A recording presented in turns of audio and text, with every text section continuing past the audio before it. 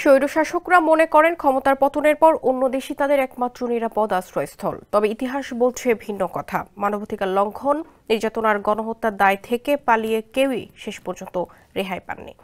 আন্তর্জাতিক আদালত, মানবাধিকার সংস্থা এবং ভুক্তভোগীদের দীর্ঘ লড়াই শেষ পর্যন্ত অনেক পলাতক শাসককে ফিরিয়ে এনেছে আদালতের কাঠগড়ায়। বিভিন্ন অপরাধের দায় নিয়ে বহু স্বৈরশাসক জনরোষের মুখে দেশ ছেড়েছেন।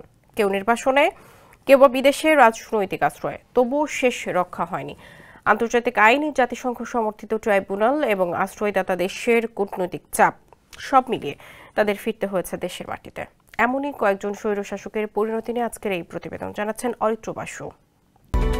Japan Bangladesh joint venture company JBS holdings limited ১৯৮২ থেকে ১৯৯০ সাল পর্যন্ত দেশ শাসন করেন আফ্রিকার দেশ চাঁদের সাবেক স্বৈরশাসক হিসেনে হ্যাবরে, যেখানে গোপন বাহিনী ডিডিএস এর মাধ্যমে রাজনৈতিক প্রতিপক্ষ, নির্দিষ্ট জাতিগোষ্ঠী এবং সাধারণ মানুষকে নির্মমভাবে দমন করা হয়।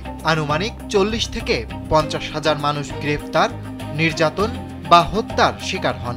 তবে রক্ষা হয়নি তারও। পরবর্তীতে বিভিন্ন প্রক্রিয়া সম্পন্ন করে গ্রেফতার করা হয় তাকে। ২০১৬ সালে ৩০ মে তাকে যাবজ্জীবন কারাদণ্ড দেওয়া হয়। ২০১৭ সালে আপিল আদালতও দণ্ড বহাল রাখে। লাইবেরিয়ার গৃহযুদ্ধের সময় ক্ষমতাবান হয়ে ওঠা চার্লস টেইলর সিয়েরা লিওনের বিদ্রোহী গোষ্ঠী RUF-কে অস্ত্র, অর্থ এবং সহায়তা দিয়ে ওই দেশে ব্যাপক হত্যাকাণ্ডে জড়িত থাকার অভিযোগে আন্তর্জাতিকভাবে চাপে পড়েন। ২০০৩ সালে শান্তি চুক্তির অংশ হিসেবে তিনি নাইজেরিয়ায় নির্বাসনে গেলেও পশ্চিমা চাপের মুখে নাইজেরিয়া তাকে সিয়েরা লিওনের বিশেষ আদালতের হাতে তুলে দেয়। বিচার প্রক্রিয়া শেষে ২০১২ সালে ৫০ বছরের কারাদণ্ড দেওয়া হয় তাকে।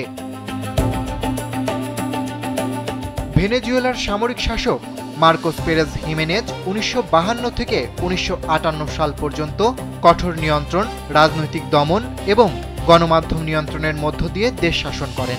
একই সময় অবকাঠামো উন্নয়ন হলেও মানবাধিকার লঙ্ঘন ছিল ব্যাপক। গণ আন্দোলনে ক্ষমতাচ্যুত হয়ে তিনি প্রথমে ডমিনিকান প্রজাতন্ত্র, পরে যুক্তরাষ্ট্র ও স্পেনে আশ্রয় নেন।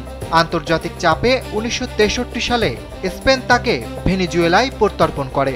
দেশে ফিরে গ্রেপ্তার হওয়ার ৫ বছর পর তার বিচার কাজ শুরু হয় এবং ৪ বছরের দণ্ড দেওয়া হলেও বিচার শুরুর আগেই কারাগারে অধিক সময় কাটিয়ে ফেলায় তাকে মুক্তি দেওয়া হয়। পরে তাকে আবার স্পেনে নির্বাসনে পাঠানো হয়। বলিভিয়ার সামরিক শাসক লুইস গার্সিয়া মেজা ১৯৮০ থেকে ৮১ সালে ক্ষমতায় থাকাকালে রাজনৈতিক হত্যা, নির্যাতন, দমননীতি ও কোকেন সংশ্লিষ্ট অর্থনৈতিক অপরাধে জড়ান। ক্ষমতাচ্যুত হয়ে তিনি আর্জেন্টিনা ও ব্রাজিলে পালিয়ে যান, কিন্তু ১৯৯৫ সালে ব্রাজিলে গ্রেফতার হয়ে বলিভিয়ায় প্রত্যর্পিত হন। দেশে ফিরেই সর্বোচ্চ ৩০ বছরের কারাদণ্ড হয় তার। ১১ বছর পর কারাগারেই মৃত্যু হয় মেজার। সার্বিয়া ও পরবর্তী যুগোস্লোভিয়ার প্রেসিডেন্ট স্লোবোদান মিলোসেভিচ ১৯৯০-এর দশকে ক্রোয়েশিয়া, বসনিয়া ও কসোভোয় জাতিগত শুদ্ধি অভিযান, গণহত্যা ও যুদ্ধ অপরাধে জড়িত থাকার অভিযোগে আন্তর্জাতিক চাপের মুখে ২০০১ সালে আটক হন এবং সার্বিয়া তাকে ICTY-এর হাতে তুলে দেয়। ২০০২ সালে তার বিরুদ্ধে গণহত্যা, মানবতা বিরোধী অপরাধ এবং যুদ্ধ অপরাধের বিচার শুরু হলেও অসুস্থতা ও বিভিন্ন জটিলতায় শুনানি দীর্ঘ হয় এবং ২০০৬ সালের ১১ মার্চ রায় ঘোষণার আগেই তিনি কারাগারে মারা যান।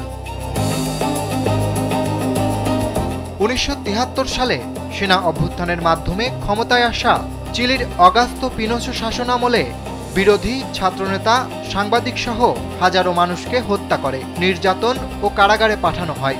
১৯৯০ সালে তিনি শান্তিপূর্ণভাবে ক্ষমতা ছাড়লেও অতীতের মানবাধিকার লঙ্ঘন তাকে ছাড়েনি। ১৯৯৮ সালে গ্রেট ব্রিটেনে চিকিৎসার জন্য গেলে তাকে সেখানেই গৃহবন্দী করা হয় এবং ২ বছর পর অসুস্থতার কারণে চিলিতে ফেরত দেওয়া হয়। এই স্বৈরশাসকদের বিচার আন্তর্জাতিক ন্যায় বিচারে নজির তৈরি করেছে।